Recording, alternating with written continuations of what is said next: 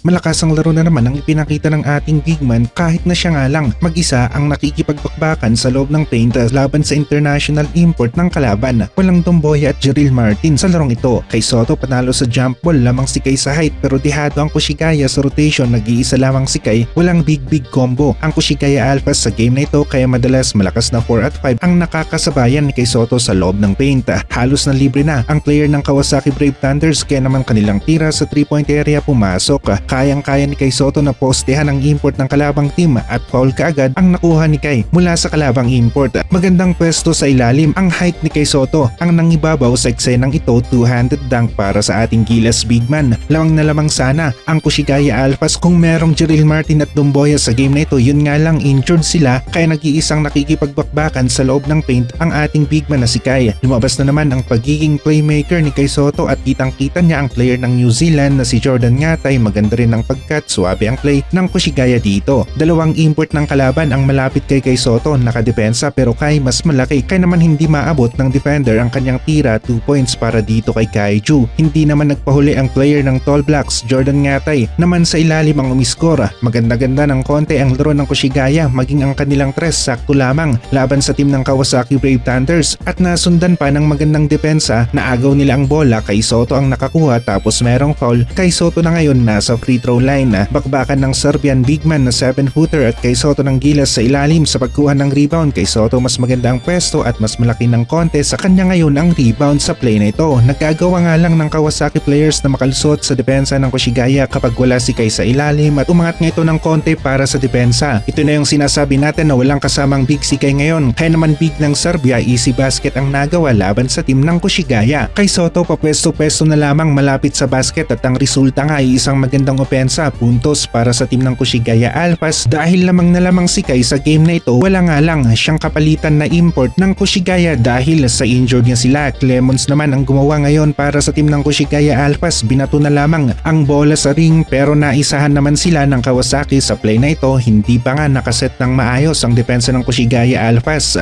Bawi naman si Kai Soto sa loob ng paint, tip in para sa ating big man at dito pa nga unti-unting pumasok si Kai sa loob ng paint. Hindi na namalayan pa ng kalaban, naghintay pa ng konti si Kai sa pagdating ng pasa. Easy points para sa team ng Kushigaya Alphas sa play na ito. Buhay na buhay ang tres ng kalaban kaya naman nag-agaw nilang makipagsabayan dito sa Kushigaya team. Maraming assist si Kai sa larong ito, kitang-kita niya ang halos open na nga niyang kakampi. Isa na namang pangmalakasan na performance ang nagawa ni Kai laban sa team ng Kawasaki Brave Thunders at ito pa nga ay kontra sa mga international import nila. Si Kamata lamang ang kapalitan ni Kai pero hindi nga rin nagtatagal si Kamata sa hard court dahil imbalance ng konti ang laro, mismatch sa ilalim kung hindi si Kai Soto ang nagbabantay o naglalaro para sa team ng Kushigaya Alphas. Kung kompleto nga lang ang players ng Kushigaya sa game na ito, sigurado na tambak ang resulta ng larong ito.